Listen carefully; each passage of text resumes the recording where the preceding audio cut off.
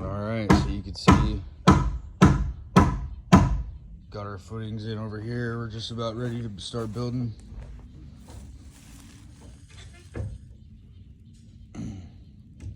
These two are a little bit off, but we can fudge it with the posts. Sometimes it just is what it is. There was a lot of stuff in the way down there.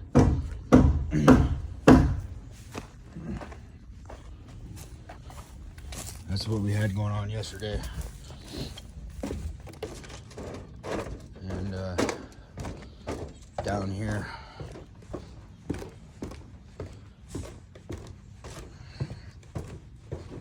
we're finishing out the garage today, and then we're going to start tearing this up.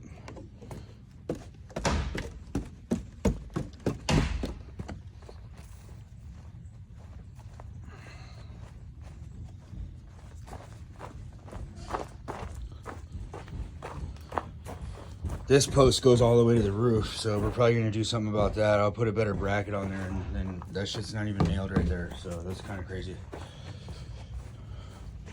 I didn't trust this just because, again, from other stuff that I've seen done here at this job site, so I didn't trust this hanger right here. I don't know that they put the appropriate backing back there, so we went ahead and put a footing here so we could run a post up to that. And we got these ones over here.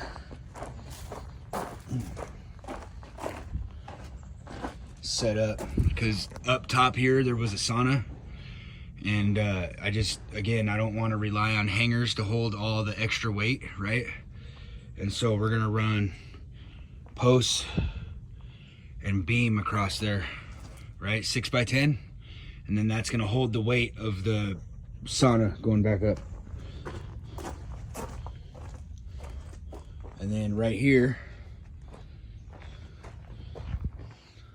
this is not a good way to support a beam, right? So we're taking that junk out, and we're gonna run a post, and then we're gonna run the beam from that joist all the way out to support that beam right there. See kind of how that one is, but it'll be actually supported, not just teeter-tottering.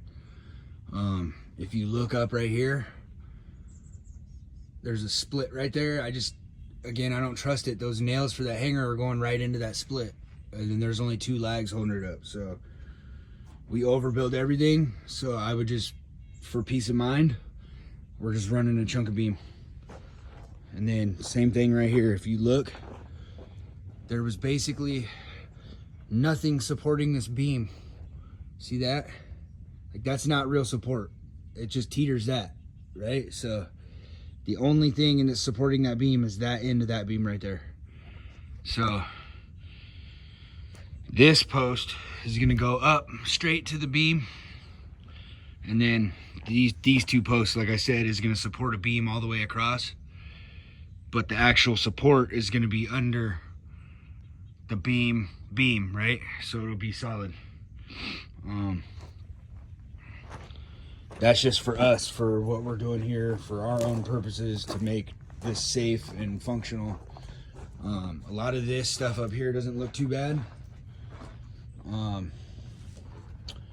It actually looks like these posts were replaced at some point, because this is fresher lumber than that up there.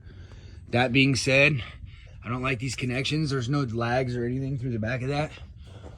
And there's only 1 nail in each side. So there's 1 nail on each side holding that hanger on there, and there's nothing to keep it from twisting, which is actually occurring right here.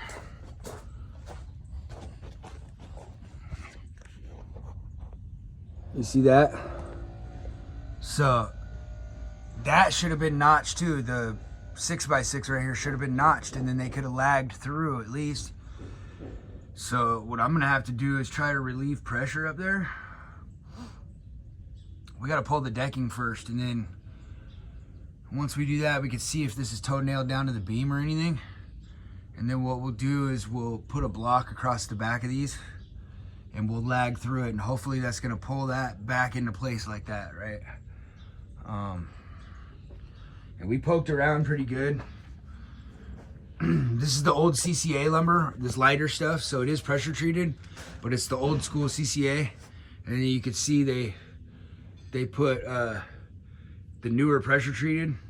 I think this section of the deck was an add-on right here. I don't think this was here originally. So I think this is all an add-on. That's why it's a little bit fresher and it's newer looking pressure treated. So the other thing I don't like is these cantilever joists right here. It's not a true cantilever. If you see the back of that joist is right there and it runs out, that's not legit. So what we're gonna do is we're gonna go ahead and replace all these joists in this section so that they run all the way out is what we're gonna do. And that's gonna help us aesthetically too, because when you do face screws, color matched face screws, you'll still see them a little bit. So you don't want to like start a line and then jog over and then start another line. It looks corny, right? So our goal is to run these all the way out. And while we have those off, we can play with that beam up there and try to get it to crank back in. And then we might also have to replace these posts right here because that portion of the deck is sagged. I know it's hard to see in the video, but the sag starts right where this is to there, so that's got to be part of the problem, right? This has to be low, so we were thinking about shoving it back up with this post right here, and we could probably actually take this post and use it elsewhere. It'll actually work right here, so we could take that post and put it here, and then we could put a new post there with a notch and everything around the back, and then crank that over, right? So that's some of what we got going on over here. Again, thanks for watching our stuff. Hopefully some of what I talk about is helpful. The other thing is the tree guys are done, and there's a true view here now, right? That's the Puget Sound. Thanks for watching.